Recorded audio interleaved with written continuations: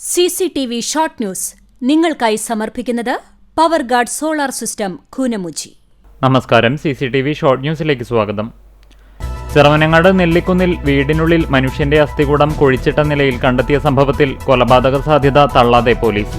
അസ്ഥികൂടം 42-നും 45-നും ഇടയിൽ പ്രായമുള്ള സ്ത്രീയുടേതെന്ന് ഫോറൻസിക് വിഭാഗത്തിന്റെ സ്ഥിരീകരണം.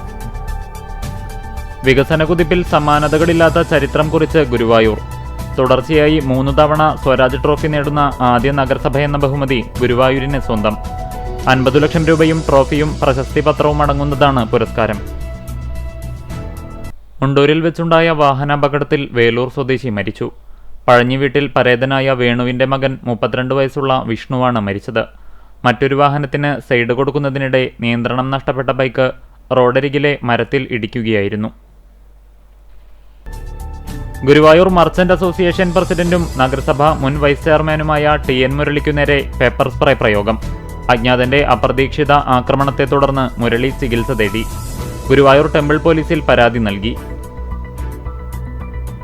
കേരളത്തിന്റെ സാമ്പത്തിക അടിത്തറ തകർക്കുകയും അഴിമതി ഭരണം നടത്തി ജനങ്ങളെ വഞ്ചിക്കുകയും ചെയ്ത ഇടത് സർക്കാരിനുള്ള താക്കീതായിരിക്കും പുതുയുഗയാത്രയെന്ന് DCC പ്രസിഡന്റ് ജോസഫ് ടാജറ്റ് പറഞ്ഞു. ബുധനാഴ്ച കുന്നംകുളത്തെത്തുന്ന പുതുയുഗയാത്രയുടെ ഒരുക്കങ്ങൾ വിലയിരുത്താൻ കുന്നംകുളത്തെത്തിയതായിരുന്നു അദ്ദേഹം. കുന്നംകുളം നഗരസഭയുടെ 2026-27 വർഷത്തെ വാർഷിക പദ്ധതി ഐക്യകണ്ഠേന അംഗീകരിച്ചു. ചൊവ്വാഴ്ച ചേർന്ന അടിയന്തര കൗൺസിൽ യോഗത്തിലാണ് വാർഷിക പദ്ധതിക്ക് അംഗീകാരമായത്. പുരസ്കാര തുക ഉപയോഗിച്ച് നഗരസഭയിൽ ബഡ്സ് സ്കൂൾ തുടങ്ങുന്നതിന് പ്രഥമ പരിഗണന നൽകുമെന്ന് വൈസ് ചെയർമാൻ PG ജയപ്രകാശ്. ഗുരുവായൂരിലെ സർക്കാർ ഗസ്റ്റ് ഹൌസ് ഉദ്ഘാടനത്തിനായി സംഘാടക സമിതി രൂപീകരിച്ചു. നഗരസഭ വായനശാല ഹാളിൽ നടന്ന യോഗം NK അക്ബർ MLA ഉദ്ഘാടനം ചെയ്തു. സംസ്ഥാന സർക്കാരിന്റെ സ്വരാജ് ട്രോഫി അവാർഡ് പ്രഖ്യാപനത്തിൽ സംസ്ഥാനത്തെ മികച്ച 2ാമത്തെ ഗ്രാമപഞ്ചായത്തായി എളവള്ളി ഗ്രാമപഞ്ചായത്തിനെ തിരഞ്ഞെടുത്തു. ഇതിനു പുറമെ മഹാത്മാ പുരസ്കാരത്തിൽ ജില്ലയിലെ 2ാം സ്ഥാനവും എളവള്ളിക്ക് ലഭിച്ചു.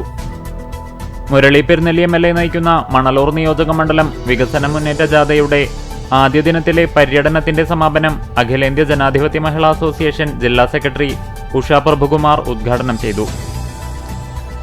ചൊവ്വന്നൂരിലെ സെന്റ് മേരീസ് വാടക ക്വാർട്ടേഴ്സിൽ KSEB കരാർ ജീവനക്കാരനായ അതിഥി തൊഴിലാളിയെ മരിച്ച നിലയിൽ കണ്ടെത്തി.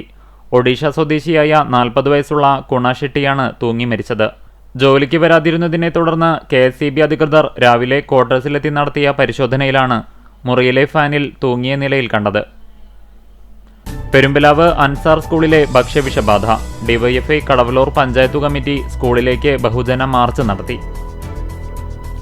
മന്നലാംകുന്ന് കടലാമ സംരക്ഷണ സമിതിയുടെ നേതൃത്വത്തിൽ സംരക്ഷിച്ചിരുന്ന ആദ്യ കടലാമക്കൂട് വിരിഞ്ഞിറങ്ങി. Erumapetty forest station deputy range officer VJ Geevar ആദ്യ കുഞ്ഞിനെ കടലിലേക്ക് ഇറക്കിവിട്ട് ഉദ്ഘാടനം ചെയ്തു.